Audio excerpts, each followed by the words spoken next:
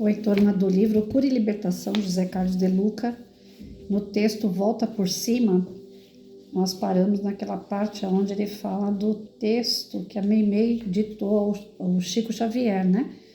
Que fala sobre deixar para trás o passado, não ficar ansioso pelo futuro e viver o presente. Aí até onde nós fomos é quem cede espaço à tristeza, manda embora a alegria. Então ele pede para hoje eu começo a mudar a minha vida. Hoje começo a minha cura e libertação. Vou começar do zero. Vou fazer aquilo que Deus me pede nessa mensagem captada por Chico Xavier do mundo espiritual superior. Vou erguer meu pensamento a mais altos níveis. Não vou pensar mais em coisa ruim sobre mim ou sobre a minha vida. Vou investir em pensamentos elevados. Penso e me visualizo desfrutando de um futuro promissor. Vejo-me feliz, produtivo, próspero, saudável e contribuindo para a felicidade das pessoas à minha volta. Estou certo que bons pensamentos repercutem em meu corpo, enchendo minhas células e órgãos de energias positivas e revigoradas. Bons pensamentos criam um campo magnético ao redor de mim, atraindo o bem que fixei em minha mente e em meu coração. No terceiro, vou cumprir muito bem todas as minhas obrigações, proclamando a boa vontade para com todos. Minhas tarefas serão cumpridas com todo o meu empenho, colocarei o melhor de mim em tudo que fizer, tudo vai ter a minha cara, o meu jeito, o meu talento. Quero que as pessoas fiquem orgulhosas e satisfeitas com o que faço, pois sei que somente quando consigo melhorar a vida dos outros é que a minha vida vai melhorar. Estou consciente que as minhas obrigações são as tarefas que Deus me deu para executar aqui na terra em nome dele. Por isso, sempre estou trabalhando para Deus, e quem trabalha feliz para Deus jamais ficará sem a justa remuneração. Hoje, o quarto, vou renovar o coração. Quero limpar meu coração de toda mágoa, culpa e ódio. Meu coração precisa estar leve para que a minha vida flua com mais alegria e prazer. O coração pesado faz mal, me deixa sombrio, agressivo, triste e por causa disso acabo ficando doente e impedindo que coisas boas se manifestem em minha vida. Quero escutar meu coração batendo outra vez, quero entender mais e criticar menos, quero procurar beleza nas pessoas e não seus defeitos, quero sentir que Deus me ama e que jamais se ausenta de mim, quero mais amar do que ser amado. No quinto, hoje vou varrer a ferrugem da ociosidade. A ociosidade é um grande perigo para minha cura e libertação. Quanto mais parado, mais cativo eu fico dos meus próprios problemas, mais ensimesmado eu me torno, mergulhando em pensamentos confusos e torturantes que apenas me levam para o fundo do poço. O trabalho desanuvia as preocupações, interrompe o circuito de pensamentos negativos que alimentam atitudes negativas, as quais, por sua vez, retroalimentam pensamentos negativos num círculo vicioso e destrutivo. Falamos tanto do trabalho material que nos sustenta o corpo, como também a necessidade do trabalho espiritual que nos sustenta a alma. O corpo sem atividade enfraquece, a mente sem treino não se expande e a alma sem trabalho não cresce. Muitos problemas da nossa vida surgem da alma enfraquecida por falta de atividade. Assim como o corpo se desenvolve com exercícios físicos, o espírito também precisa se exercitar em seu aspecto transcendental. O homem se preocupa com os seus tesouros na terra, todos passageiros, mas não cuida dos tesouros espirituais, que são os tesouros eternos e de benefícios duradouros. Por isso, há tanta depressão, tanta queixa de vazio existencial nos consultórios psiquiátricos, sobretudo de pessoas que não têm maiores problemas materiais pendentes. Como o trabalho de amor ao próximo poderia curar essas almas enfraquecidas. Sentir-se útil a alguém em maior sofrimento que o nosso faz com que o nosso espírito, porque é o raro momento em que abrimos a porta do nosso coração para o amor de Deus entrar. A minha relação com Deus passa necessariamente pela minha relação com o próximo. O meu semelhante é a porta que se abre para Deus. Quando essa porta está aberta em cuidado com o próximo, Deus entra e cuida de nós. Quando trancamos a porta com as chaves do egoísmo, Deus não tem como entrar.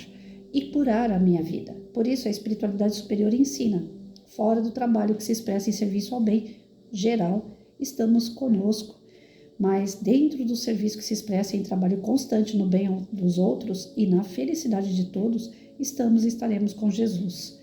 Tome alguma iniciativa nesse sentido e você verá os grandes benefícios que experimentará. Veja alguns exercícios espirituais sugeridos por irmão José.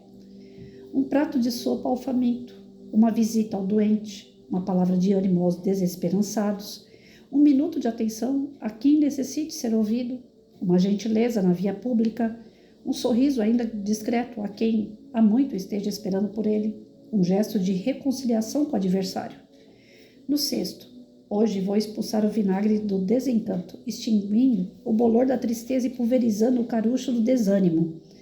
Desencanto, tristeza e desânimo jamais ajudaram alguém a encontrar cura e libertação. Não espere que a situação da vida melhore para que a alegria e o ânimo voltem a você. Inverta a tática. Põe alegria, ânimo e encantamento em tudo o que fizer, que assim a vida melhora para nós a partir da melhoria de nós mesmos. A orientação espiritual sugere-nos que expulsemos a tristeza. Ora, isso eu só conseguirei fazer se colocar a alegria no lugar da tristeza. Vou expulsar o desânimo com a vassoura do ânimo. Vou expulsar o vinagre do desencanto com o vinho do encantamento. Vou fazer tudo isso porque é isso que me dá forças para vencer os obstáculos do caminho. Se o obstáculo é grande, eu preciso dar um salto grande. Tenho, então, que ter muita força nas pernas para saltar. Com ânimo, eu sou forte. Com alegria, eu me estimulo positivamente. E com encantamento pela vida, eu me robusteço com a força de um leão. Sei que você está me perguntando, como posso ser alegre se não tenho motivos para ter alegria? Primeiro, eu duvido que você não tenha algum motivo para ser alegre. Talvez esteja tão focado no seu problema que não consegue enxergar a existência de outras situações nas quais tudo está caminhando bem. É bom que você se lembre delas, pois isso faz recuperar a sua alegria e o faz ver que você não é tão desventurado assim. Depois disso, é bom saber que a alegria também pode surgir a partir do momento em que nós começarmos a agir como se fôssemos alegres. Você já não sentiu como é verdadeiro aquele ditado? Quem canta seus males espanta? Isso mesmo. Quantas vezes estávamos tristes e de repente começamos a cantar uma canção gostosa que tocava no rádio? E cantamos depois outra e surpreendentemente nos pegamos mais aliviados, mais calmos, animados. Então, embora tristes, vamos pensar na alegria, agir na alegria, falar na alegria, proporcionar alegria ao próximo e logo mais a alegria estará nos envolvendo por completo. O mesmo vale para qualquer outro tipo de ensinamento que desejamos experimentar. Precisamos ter ânimo e não sei como. Vou me comportar como se comporta uma pessoa animada, mesmo que no começo eu esteja forçando as minhas atitudes. Começo fazendo isso pela minha postura corporal. Uma pessoa animada anda com os olhos e os ombros erguidos. Ela tem a voz firme e vibrante e costuma andar com um sorriso estampado no rosto. A pessoa animada e alegre não fica contando os piores momentos da sua vida. Ao contrário, busca destacar o que está acontecendo de bom. O que é que a tem deixado feliz e fazendo ela se alimenta de mais energia e ânimo para continuar progredindo. Bem, creio que já temos bastante material para trabalhar, mas não adie sua cura. Tampouco volte ao passado para continuar preso em suas dores. O presente é o único momento que Deus lhe deu para você dar definitivamente a volta por cima. Para começar o seu aquecimento, quero cantar junto com você esse samba gostoso de Paulo Vanzolini. Chorei, não procurei esconder. Todos viram, fugiram. Todos viram, fingiram. Pena de mim, não precisava. Ali onde eu chorei, qualquer um chorava. Dar a volta por cima, que eu dei.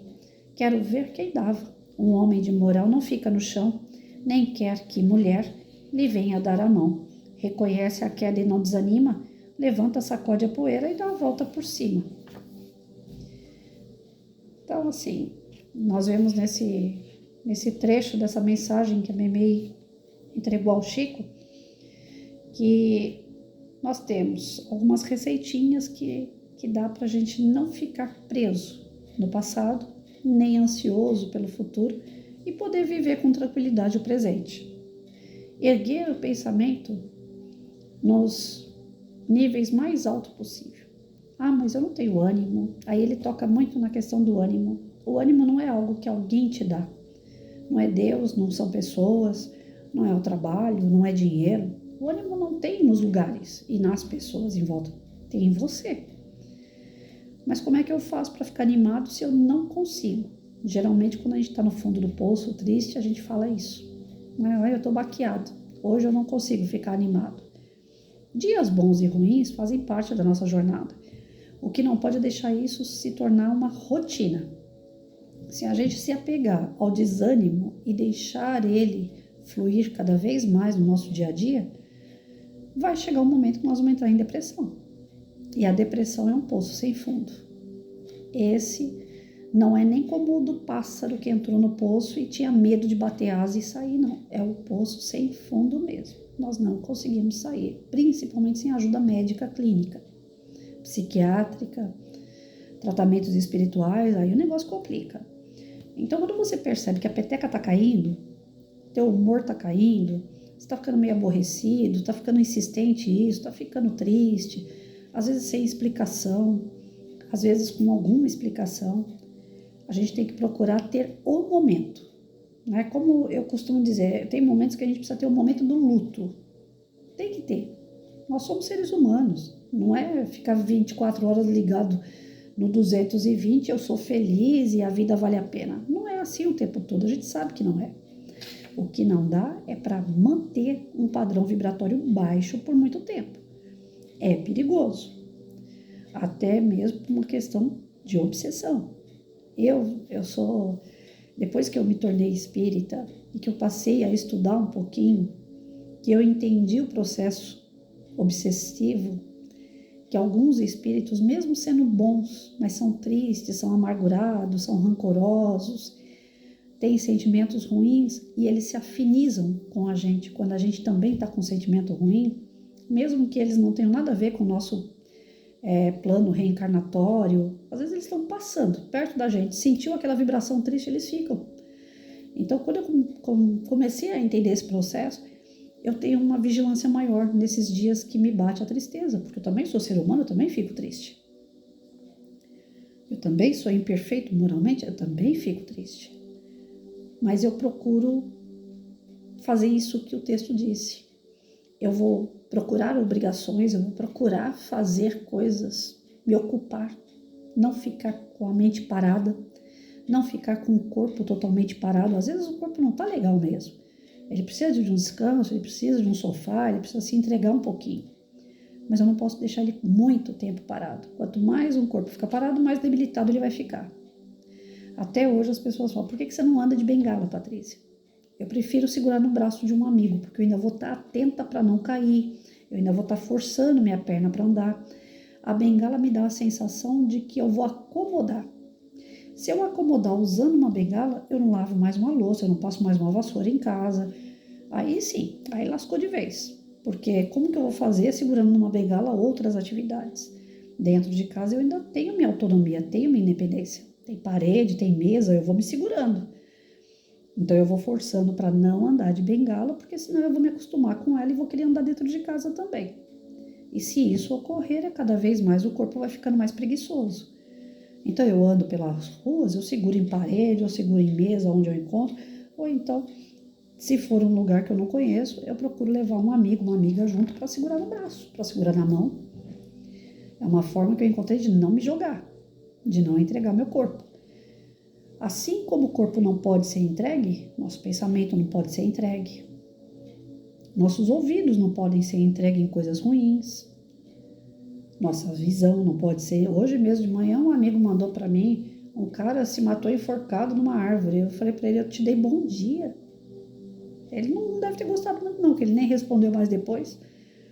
Eu falei, eu só te falei bom dia, você me manda um cara enforcado na árvore, por que isso? Né? Não é engraçado, eu tô acordando. Se fosse um momento que a gente tá ali brincando, zoando, eu tava acordando. Eu falei, não, peraí, é uma imagem ruim de se ver.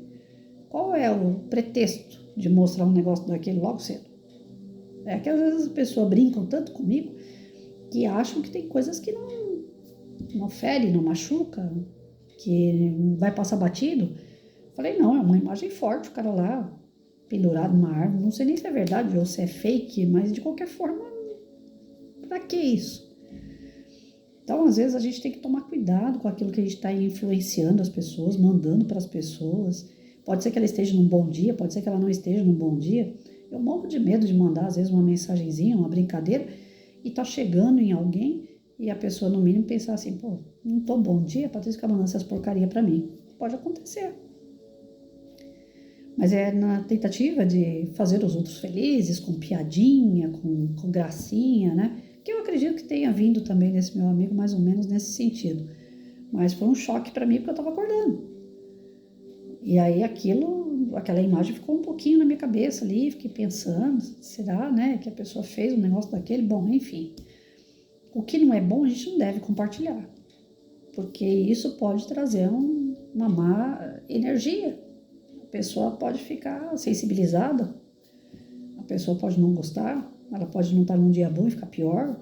Então a gente tem que tomar cuidado com as coisas que a gente propaga, mas se a gente quer fazer algo que seja bom, que mostre às pessoas o melhor da gente, o melhor que a gente puder. Em contrapartida, quando foi à tarde, eu recebi uma canção de um amigo meu, que eu falei para ele, sabe, aquela coisa que veio na hora certa. Falei para ele, eu estava aqui limpando casa com dificuldade, eu tô tentando limpar minha casa hoje, né? E eu não tinha, era mais de 1 da tarde, eu não tinha chego ainda na sala. Eu só tinha limpado metade do meu quarto, com muita dificuldade para trocar uma cama, tirar lençol, tudo. É muito pesado, para mim é desconfortável, porque eu não tenho mais força nos braços e nas mãos. E aquilo começou a me dar uma baqueada quando vê. Ele me manda uma canção falando de Deus. Deus está em tudo que é lugar, ele está vendo tudo que está acontecendo. Não tema. Aí eu falei para ele, tem um monte de mensagem nessa música, mas a principal e a que eu precisava agora você mandou. Dentro dela estava dizendo, Deus está em todos os lugares, ele está te vendo. Ele não vai me desamparar. Então é importante a gente propagar às pessoas coisas boas, porque isso volta pra gente. Depois esse amigo continuou falando comigo ainda sobre a letra da música, quer dizer, me fez um pouquinho de companhia, que às vezes a gente precisa disso, uma troca de meia dúzia de palavras que eleva. E se a gente precisa, outras pessoas também precisam. Então nós podemos ser útil nessa jornada. Nós não precisamos sair de casa, a gente não precisa gastar dinheiro para fazer o bem. Às vezes mandar uma música para alguém, às vezes mandar uma piadinha para alguém, mas que seja uma piada que eleva e não que venha chocar, dependendo da piada, né? Eu vi uma outra hoje, quando eu liguei o Face, essas piadinhas de internet tem de tudo, né?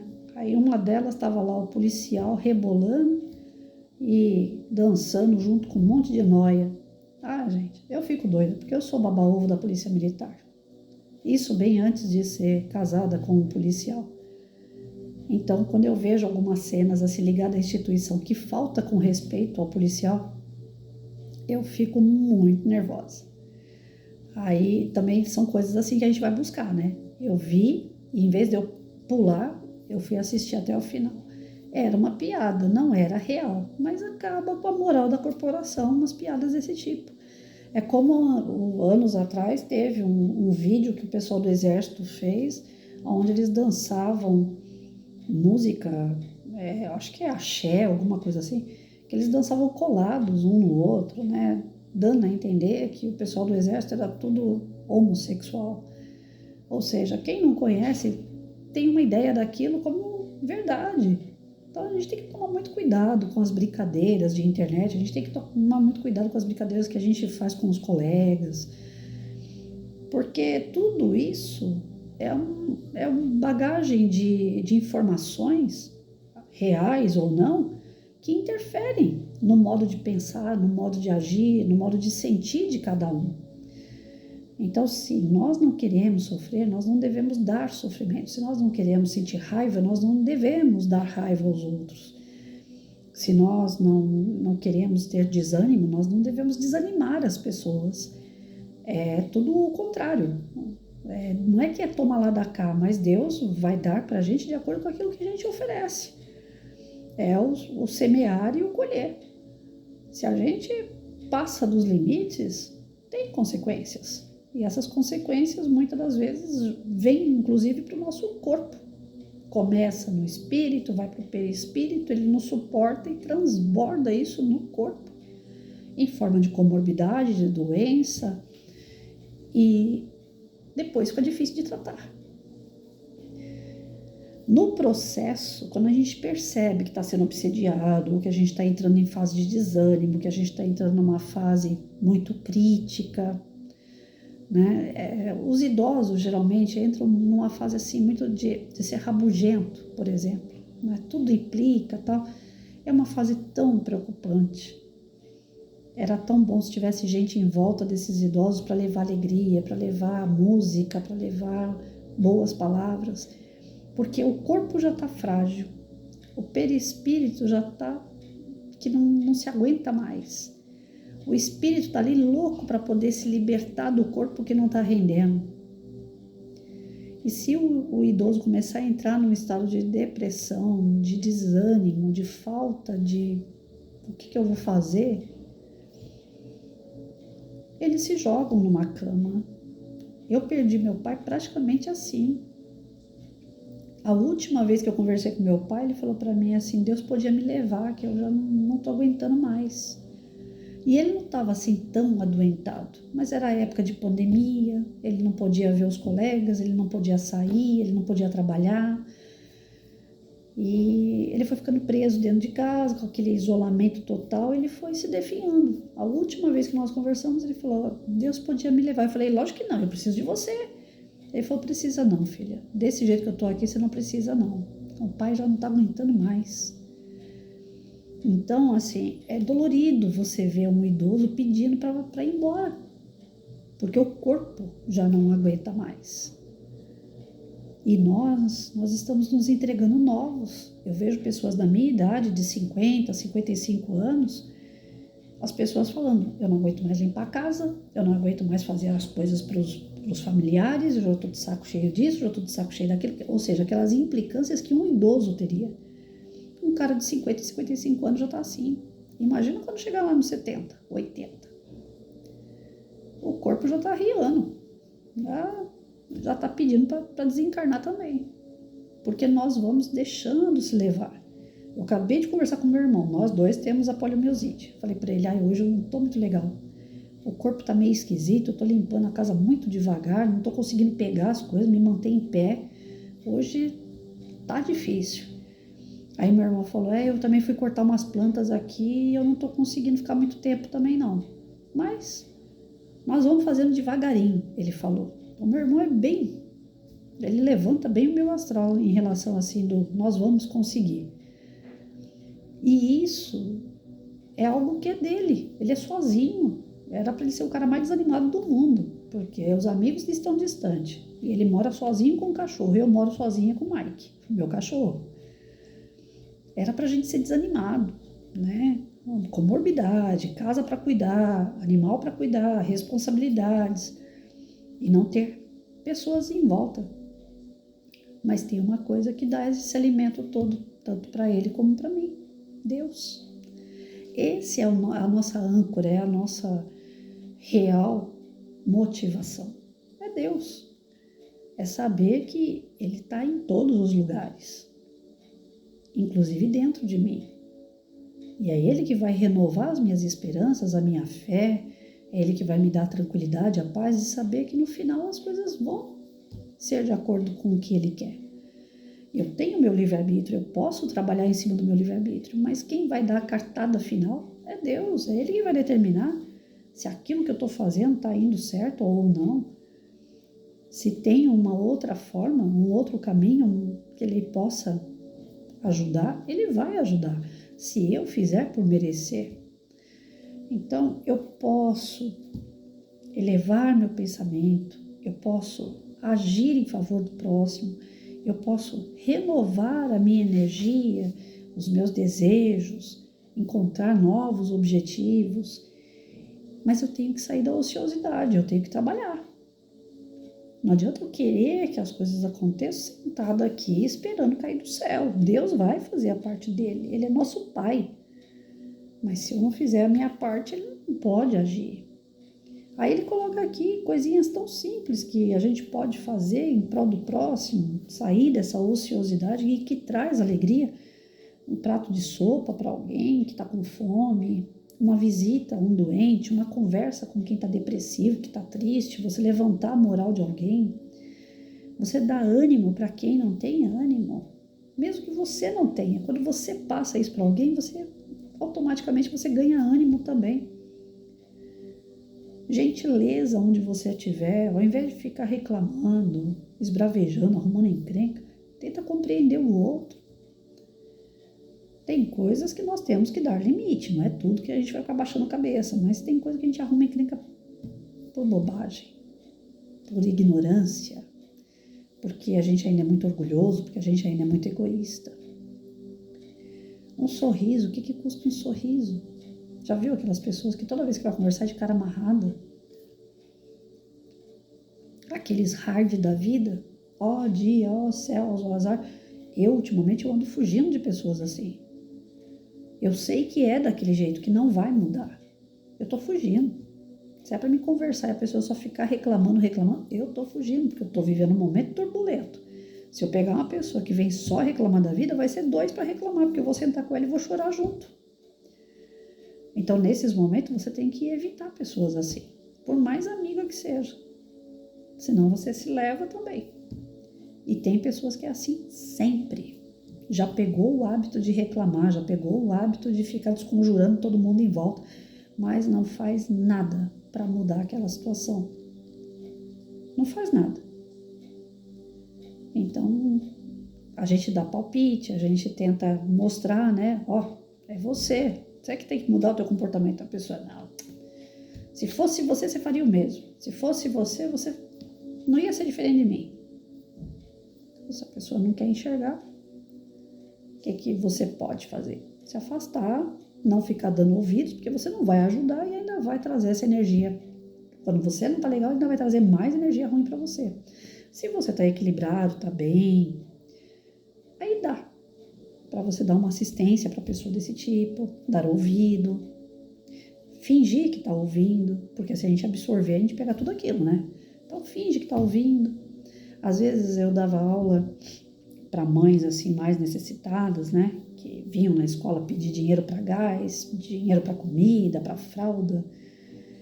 E quando elas vinham contar a história triste, eu ficava na porta da sala ouvindo, com as crianças fazendo lição, e eu prestava atenção nas crianças lá e para ela eu dava aquele sorriso assim, do tipo, entendi, mas eu não estava ouvindo nada. Eu tive que aprender a fazer isso, porque eram muitas pessoas que vinham na porta da minha sala pedir ajuda. Eu falava assim, se eu for ajudar todas que vêm aqui, o meu salário não entra na minha casa. Então não é todo mundo que você vai dar ouvido. Para um ou outro você dá, você ajuda, você consegue auxiliar, mas tem gente que não, que está acostumada só a pedir e chorar. E se a gente entrar no embalo deles, a gente só chora também. Para a gente se entregar ao desânimo, não precisa de muito. Para a gente se erguer é que é o problema. Então é não deixar cair. Eu sempre trabalhei com prevenção, prefiro prevenir do que remediar. Se eu estou vendo que o caminho está levando para a depressão, levando para a tristeza, eu retomo. Eu começo lá no meu Face mesmo, eu posto de tudo. Política, música, piada. Mas quando eu não estou bem, que ainda eu estou no meio termo, eu começo a colocar coisas para dar risada, que aí eu consigo me erguer rápido. Quando eu estou chegando ali para baixo, bem para baixo, uma postagem ou outra é como se fosse um desabafo meu. Porque eu tô ali pedindo sinal amarelo, sabe? Tô precisando de um conselho, tô precisando de um pitaco de alguém. Então fica piscando aquele sinal amarelo. Eu coloco uma coisinha ou outra que eu tô meia para baixo e tal. Quem me conhece bem já entra no Messenger ou me chama no WhatsApp. Patrícia, o que tá acontecendo? Aquela postagem me deixou preocupada. Então quando eu quero ajuda, eu dou um toque. Eu explico através de uma postagem, através de uma mensagem que eu não tô muito legal. E o socorro vem. Às vezes uma conversa sobre o assunto, às vezes uma piada, às vezes... Eu tenho muito amigo palhaço, né? Então eles brincam muito comigo. Isso faz com que eu distraia a cabeça. Ontem era 3, 4 horas da manhã, eu tava em TikTok colocando brincadeira com um amigo meu, porque eu não conseguia dormir, tô tendo muita insônia. Aí o que eu vou ficar fazendo? Vou ficar ouvindo música pra baixo e chorando a noite inteira? Não. Eu fui procurar alguma coisa pra dar risada. E pode reparar que as pessoas que mais dão risada, que mais demonstram alegria, são aquelas que atravessam verdadeiros desertos, gente. Isso é batata. As pessoas que são muito atiradas na brincadeira são pessoas que usam isso como válvula de escape para não enlouquecer, para não entrar num estado depressivo. Só que se entra, como eu falei, é um poço sem fundo. Essas pessoas, se elas caírem no poço, ninguém levanta. Então a gente tem que tomar cuidado, porque esse desequilíbrio emocional, ele tem que ser tratado. Ele tem que ser tratado com trabalho, com dedicação ao próximo, que isso ajuda e muito. Eu vi pessoas perderem filhos quando eu perdi o primeiro filho. Eu saí dali fazendo meu trabalho de professora como uma doida. O que eu podia fazer pelos meus alunos e o que eu não podia, eu fazia. Como se meu filho estivesse no meio deles ali, me dedicando totalmente às crianças. E eu vi pessoas saindo do hospital e falando, nunca mais eu quero ver uma criança na minha frente.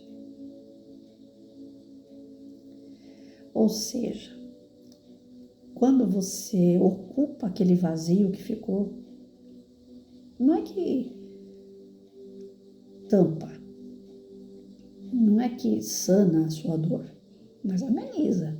E olha que eu ainda fiquei de luto por 1 ano, chorando pela perda do meu bebê. Se não fosse meus alunos, eu não sei o que seria de mim. Se não fosse o apoio do meu marido, não sei o que seria de mim. Mas e aquelas pessoas que saíram do hospital falando que não querem mais ver nenhuma criança na frente? Já pensou?